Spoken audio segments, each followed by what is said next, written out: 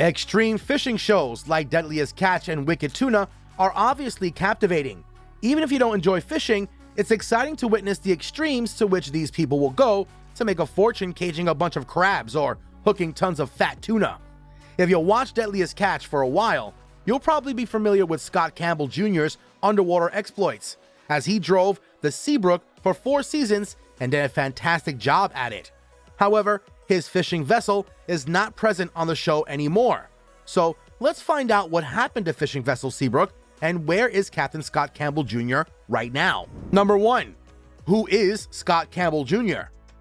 Aside from the exciting adventures on the show, there's also the diverse cast of characters and what's happened to them throughout the years, such as Scott Campbell Jr., as another reason to watch the show.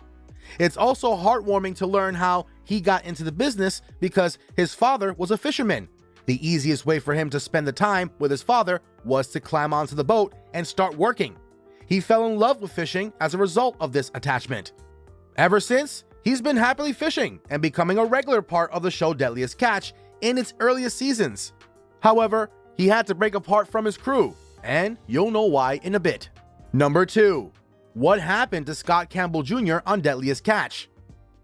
Scott was very successful as a crab fisherman, which isn't exactly an easy line of business to succeed in. Despite 5 successful fishing seasons, 4 of which were broadcast on television, Scott eventually retired owing to a nagging back injury that made living on the boat unbearable. Scott was still unable to captain the Seabrooke despite many surgeries, so he took a break and sought other hobbies. Scott has recovered from his injuries and is ready to return to the broad seas. But it is unclear whether he'll captain the Seabrooke or his new vessel, Lady Alaska.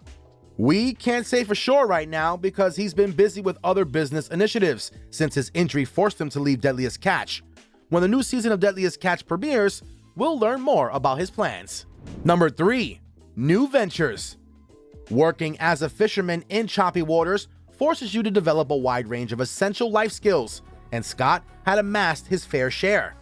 When you're out on the open seas, storing the valuable cargo that you and your men have risked your lives to get, the last thing you want is for time and temperature to sabotage your chances of a big payday. Nothing irritates you more than your fish spoiling. That's why Scott was the ideal candidate to establish his own cooler line. He founded the Cordova firm in Nampa, Idaho, which manufactures a high-quality line of foam-injected, roto-molded iceboxes. Only a few group of people know the importance of a cooler that keeps your items cool for a longer period of time, and fishermen are definitely those people. As funny as it may seem, his business venture began as a bet.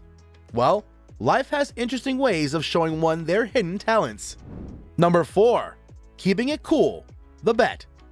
Scott told local news station KIVI-TV that he came up with the idea for Cordova coolers while fishing on a mastercraft boat. He observed that the cooler the men had on board didn't do a good job of keeping their beverages cold, and his friends bet him that he couldn't create a better icebox. So Scott went ahead and did it. And because he was on a mastercraft boat when the challenge was first given, the company wanted to be a part of his endeavor. Every new mastercraft boat now has the option of having a Cordova cooler installed, which is a lovely addition. Number 5. Campbell's book. During the time he spent off the screen, Campbell did a lot of things. Apart from healing from his traumatic injury and setting up his new business, the former fisherman gave writing a shot. The book he wrote gives insight into his experience as a fisherman. Titled Giving the Finger, Risking It All to Fish the World's Deadliest Sea, his book is pretty much focusing on their ventures in the sea that were mostly documented by Deadliest Catch.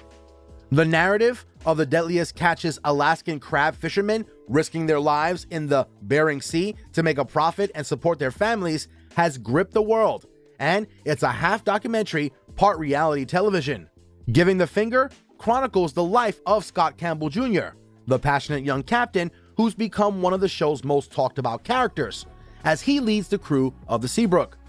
Of course, there's also some experiences that may not have been shown on the screens, so the book can be considered one of the most reliable sources of reading first-hand experiences of the fishermen. Click on one of the 4 videos on your screen right now, and we'll catch you guys in the next one.